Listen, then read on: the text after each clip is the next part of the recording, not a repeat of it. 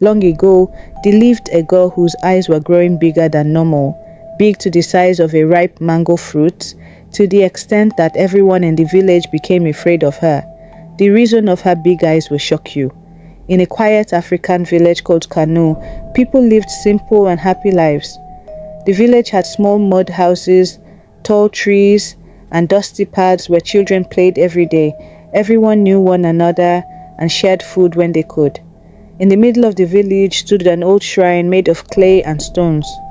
Inside the shrine was a beautiful golden calabash. It shined brightly even when the sun was not out. The elders told everyone that the golden calabash was very special. They said it belonged to the ancestors and must never be touched. The calabash was kept safe to protect the village. Children were warned never to go near it. Adults bowed their heads whenever they passed the shrine. Not far from the shrine lived a young woman named Lola. Lola was kind and polite, but she was very poor. She lived alone in a small hut with holes in the roof. When it rained, water dropped inside her room. She worked hard every day, yet she never had enough food. Some nights, Lola slept with an empty stomach. Each morning, Lola passed the shrine on her way to fetch water. She often stopped to look at the golden calabash. She wondered why something so beautiful stayed locked away while she suffered. Slowly, a dangerous thought began to grow in her heart. Lola tried to live honestly. She swept compounds, fetched firewood, and helped older people. Even though she worked hard, money never stayed with her. Her clothes were old and torn. Her sandals broke, and she walked barefoot on hot ground. Sometimes children laughed at her, and that made her sad. At night, Lola sat alone in her hut. She listened to the sound of insects and felt tears in her eyes. She prayed quietly, asking for help. She asked for food, for clothes, and for a better life, but each morning nothing changed. One evening, Lola heard some elders talking near the shrine. They spoke softly but clearly. They said the golden calabash held blessings and power. They said it could bring good fortune if the ancestors wished it. Lola listened carefully. Her heart beat fast.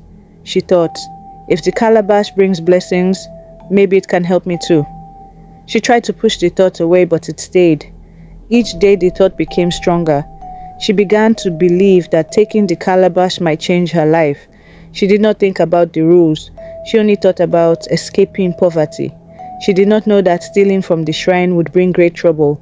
One night, the moon was bright and the village was quiet. Everyone was asleep. Lola could not sleep. Her heart was beating fast. She stood up slowly and looked outside. No one was around. Lola wrapped her cloth tightly around her body and walked towards the shrine. Her hands were shaking. The trees seemed to whisper as she passed. She felt afraid, but she kept going. When she reached the shrine, she stopped. She remembered all the warnings. She remembered the elders' words. For a moment, she wanted to turn back, but then she thought of her hunger and her suffering. She stepped inside the shrine and picked up the golden calabash. It felt warm in her hands. It glowed softly. Lola's fear grew, but she held it tightly. She ran back to her hut and hid the calabash under her mat. She told herself that no one would know. She smiled a little and lay down to sleep, believing her problems were over. The next morning, Lola woke up feeling strange. Her eyes felt heavy and hot. She rubbed them many times, but the feeling did not go away.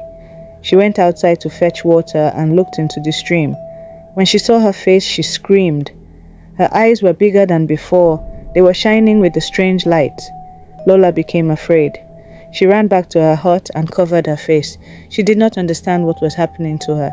As the day went on, her eyes grew bigger and brighter. People began to notice. Children pointed and cried. Women whispered and stepped back. Men stared in fear. That night, Lola's eyes glowed in the dark. Her hut was filled with lights. She could not sleep. She cried and wished everything would go back to normal. Each day, Lola's eyes grew larger. They shined like fireflies at night. People became more afraid of her. Some refused to talk to her. Others avoided her completely. Lola felt lonely and scared. She stayed inside her hut most of the time. The golden calabash sat quietly under her mat, glowing softly. Lola began to understand that something was wrong. She remembered the shrine. She remembered taking the calabash. Fear filled her heart. She wanted to return it, but she was afraid of being punished. So she kept quiet, hoping the strange change would stop. But it did not stop. The curse grew stronger every day. The village priest, Baba Sadiq, noticed the strange events. He was a wise old man who listened to the ancestors. He went to the shrine and saw that the golden calabash was missing. He knew someone had stolen it. That night, Baba Sadiq prayed and asked the ancestors to reveal the truth. They showed him a vision of Lola holding the calabash. He knew what must be done.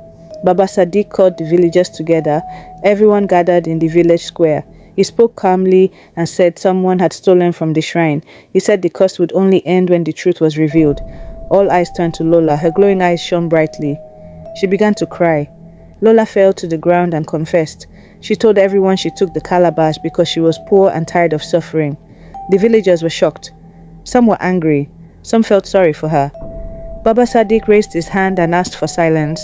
The priest said the ancestors wanted honesty, not harm. He told Lola she must return the calabash immediately. Lola stood up slowly and walked toward her hut. She brought out the golden calabash. Everyone followed her to the shrine. Lola placed the calabash back inside the shrine. The wind blew softly. The ground felt calm. Slowly, the glow in her eyes began to fade.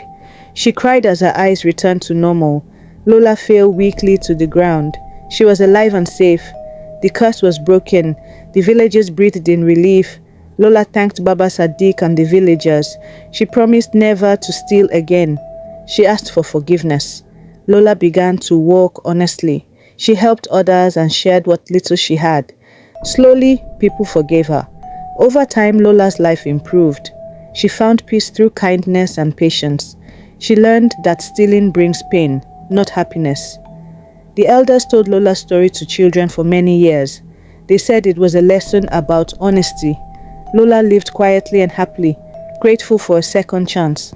If you enjoyed this story, please like this video, subscribe for more African folktales, and share it with someone who needs this lesson today.